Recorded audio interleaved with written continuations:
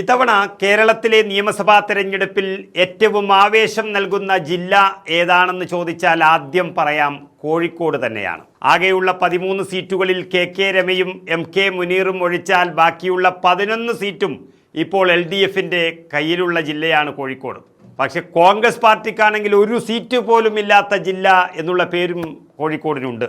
PV അൻവറിൻ്റെ സ്ഥാനാർത്ഥിത്വവും എതിരാളി മരുമകൻ റിയാസ് ആണെന്നുള്ളതും ബേപ്പൂരിനെ അതിശക്തമായ പോരാട്ടമാക്കുന്നു. അതുപോലെ കെ രമയുടെ വടകരയും DCC അധ്യക്ഷൻ പ്രവീൺ കുമാറിൻ്റെ കൊയിലാണ്ടിയും ഒക്കെ ചരിത്രത്തിൽ കാണാത്ത വിധം ആവേശം നൽകുന്നുണ്ടെങ്കിലും അതിനേക്കാൾ ഏറെ ആവേശം നൽകുന്ന പ്രധാനപ്പെട്ട മത്സരം നടക്കുന്നത് പ്രായം കുറഞ്ഞ കുഞ്ഞു സാരഥികളുടെ സാന്നിധ്യം കൊണ്ട് തിളച്ചുമറയുന്ന കേരളം തന്നെ ഉറ്റുനോക്കുന്ന 4 മണ്ഡലങ്ങളാണ് കോഴിക്കോട് ജില്ലയിലുള്ളത്. അതിലേറ്റവും ചെറിയ പ്രായക്കാരൻ എന്നുള്ള KSU ജില്ലാ അധ്യക്ഷൻ VT സൂരജ് മത്സരിക്കുന്ന ബാലുശ്ശേരിയാണൊന്ന്. അതുപോലെ യൂത്ത് കോൺഗ്രസിൻ്റെ ദേശീയ സെക്രട്ടറിയും മുൻ KSU സംസ്ഥാന അധ്യക്ഷനുമായ KM അഭിജിത്ത് മത്സരിക്കുന്ന നാദാപുരം, കൂടാതെ 2 പെൺകുട്ടികൾ മത്സരിക്കുന്ന മണ്ഡലങ്ങൾ, ഒന്ന് ഫാത്തിമ തഹ്ലിയയുടെ പേരാമ്പ്രയും അതുപോലെ യൂത്ത് കോൺഗ്രസിൻ്റെ അഖിലേന്ത്യാ സെക്രട്ടറി വിദ്യാ ബാലകൃഷ്ണൻ മത്സരിക്കുന്ന ഏലത്തൂർ എന്നീ സീറ്റുകളാണ് കോഴിക്കോട്ട് ജനാധിപത്യത്തിൻ്റെ മനോഹാരിത ഇത്തവണ കൂട്ടുന്നത്. ഈ പറയുന്ന 4 സീറ്റുകളും ഇപ്പോൾ LDFിൻ്റെ കുത്തകയായി വച്ചിരിക്കുന്നത് അവരുടെ കയ്യിൽ ഭദ്രമാക്കി വച്ചിരിക്കുന്ന മണ്ഡലങ്ങളാണ്. അതിൽ ബാലുശ്ശേരിയിൽ VT സൂരജ് എന്ന 26 വയസ്സുകാരൻ നേരിടുന്നതും ഒരു യുവനേതാവിനെയാണ്. സിറ്റിംഗ് MLA ആയ സച്ചിൻ ദേവ് ആണ് എതിരാളി. മുൻ SFIയുടെ സംസ്ഥാന സെക്രട്ടറിയായ സച്ചിൻ ദേവ് അടുത്ത കാലത്ത് വലിയ വിവാദങ്ങളിലെല്ലാം പെട്ട് പേരുദോഷം വരുത്തി വെച്ചു നിൽക്കുന്ന ഒരു സമയം കൂടിയാണ്. ബാലുശ്ശേരിയിലെ MLA ആയ സച്ചിൻ ദേവ് തിരുവനന്തപുരം മേയറായ ആര്യ രാജേന്ദ്രനെ കല്യാണം കഴിച്ചതിനു ശേഷം കൂടുതലും തിരുവനന്തപുരത്താണെന്നും മണ്ഡലവുമായി വലിയ ബന്ധമില്ലെന്നും ഒക്കെയുള്ള ആക്ഷേപം ഉയരുന്ന സമയത്ത് തന്നെയാണ് ഒരു KSRTC ഡ്രൈവർക്ക് വട്ടം വെച്ച് വെല്ലുവിളിച്ച് റോഡിലൊരു ഷോ കാണിച്ചത്. അതിനുള്ള ശിക്ഷ മേയർ ആര്യയ്ക്ക് അവരുടെ പാർട്ടി തന്നെ നൽകിയിട്ടുണ്ട്. എവിടെയും ഇപ്പോൾ അടുപ്പിക്കുന്നില്ല. എന്നാൽ സച്ചിൻ ദേവിനുള്ള ശിക്ഷ ബാലുശ്ശേരിയിൽ ഒരുക്കിയിട്ടുണ്ട് എന്നാണ് പൊതുവെയുള്ള ഒരു അഭിപ്രായം. ഏതായാലും VT സൂരജ് എന്ന കുഞ്ഞു സ്ഥാനാർത്ഥിയുടെ മുന്നേറ്റം അത് വിജയത്തിൽ അവസാനിപ്പിക്കുമോ എന്നതാണ് കണ്ടറിയേണ്ടത്. ഇനി നാദാപുരത്തേക്ക് വന്നാൽ യൂത്ത് കോൺഗ്രസിൻ്റെ ദേശീയ സെക്രട്ടറി എന്നതിലുപരി അടുത്ത കാലത്ത് കേരളം കണ്ടതിൽ വെച്ച് ഏറ്റവും ശക്തനായ KSU അധ്യക്ഷനായിരുന്നു KM അഭിജിത്ത്. നാദാപുരത്ത് അതിശക്തമായ മുന്നേറ്റം നടത്തുകയാണിപ്പോൾ. LDFിൻ്റെ കുത്തക മണ്ഡലം എന്നവകാശപ്പെടുന്ന നാദാപുരത്ത് പല സർവേകളും ഇപ്പോൾ പുറത്തു വന്നത് അഭിജിത്തിന് അനുകൂലമായിട്ടാണ്. മാത്രമല്ല, കേരളം പിറവി കൊണ്ടത് മുതൽ ഇന്നുവരെ കോൺഗ്രസ് ജയിച്ചിട്ടില്ലാത്ത ആ മണ്ഡലത്തിൽ ഒരു കുഞ്ഞു കോൺഗ്രസ്സുകാരൻ ഇത്രയും വലിയൊരു സ്വീകാര്യത കിട്ടിയതിൽ അമ്പരന്നിരിക്കുകയാണ് ഇടത് കേന്ദ്രങ്ങൾ തന്നെ. CPI എന്ന പാർട്ടിക്ക് ആ മണ്ഡലം നൽകി അരനൂറ്റാണ്ടിലേറെയായി ജയിക്കുന്നതല്ലാതെ വികസനം മുരടിച്ചു നിൽക്കുന്ന നാദാപുരത്തിന് ഒരു മാറ്റം അത് വരുമെന്നുള്ളത് അഭിജിത്തിൻ്റെ എതിരാളികൾ തന്നെ സമ്മതിച്ചിരിക്കുകയാണ്.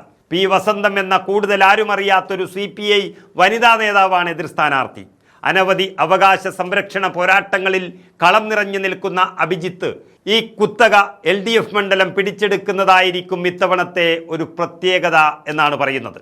മറ്റൊന്ന് പേരാമ്പ്രയാണ്. പേരാമ്പ്ര എന്ന് കേൾക്കുമ്പോൾ തന്നെ ആവേശമാണ് ജനാധിപത്യ കേരളത്തിന്. ഫാത്തിമ തഹ്ലിയ എന്ന MSFൻ്റെ നേതാവ് ചെറിയ പ്രായത്തിൽ തന്നെ നേരിടുന്നത് ഈ കേരളം ഭരിക്കുന്ന LDFിൻ്റെ കൺവീനറെയാണ് എന്നോർക്കണം. സത്യത്തിൽ കുത്തകയാക്കി വെച്ചിരിക്കുന്ന CPMും സാക്ഷാൽ TP രാമകൃഷ്ണനും ഭയന്ന് വിറച്ചിരിക്കുകയാണ് ഈ അടുത്ത ദിവസങ്ങളിൽ. അതുകൊണ്ട് തന്നെ വർഗീയതയും വിദ്വേഷവും പ്രചരിപ്പിച്ചുകൊണ്ടാണ് LDFിൻ്റെ പ്രചരണം പേരാമ്പ്രയിൽ നടക്കുന്നത്. അത് ജനങ്ങൾ കയ്യോടെ പിടിക്കുകയും ചെയ്തിട്ടുണ്ട് എന്നുള്ളതാണ് മറ്റൊരു കാര്യം.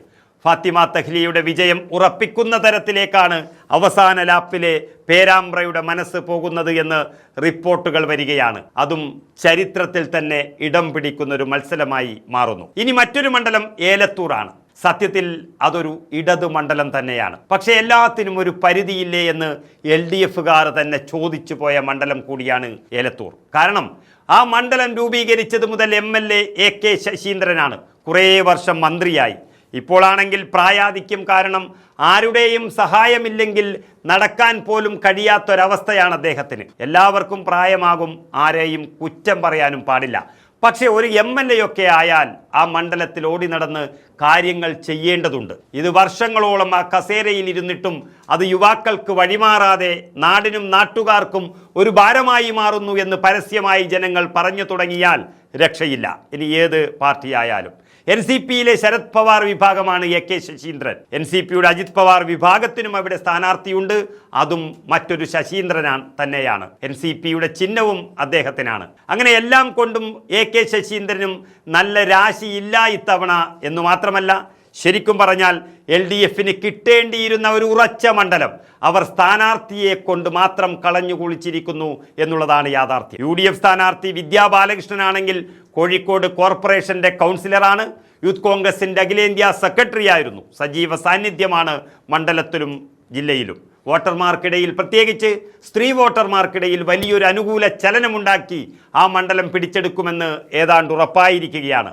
അങ്ങനെ കേരളത്തിലെ നിയമസഭാ തെരഞ്ഞെടുപ്പിൻ്റെ ചരിത്രത്തിൽ കാണാത്ത തരത്തിൽ കോഴിക്കോട് ജില്ലയിൽ തൊട്ടടുത്ത് നിൽക്കുന്ന മണ്ഡലങ്ങളിൽ 4 യുവസാരഥികൾ UDFന് വേണ്ടി മത്സരിക്കുന്നു എന്ന് മാത്രമല്ല, 4ഉം LDFന്റെ കയ്യിൽ കുത്തകയാക്കി വച്ചിരിക്കുന്ന ആ മണ്ഡലങ്ങൾ പിടിച്ചെടുക്കും എന്നുറപ്പായിരിക്കുന്ന സാഹചര്യം അത് വലിയൊരു അത്ഭുതവും ഒപ്പം കൗതുകവും ഉയർത്തുന്നു എന്നുള്ളതിൽ സംശയമില്ല.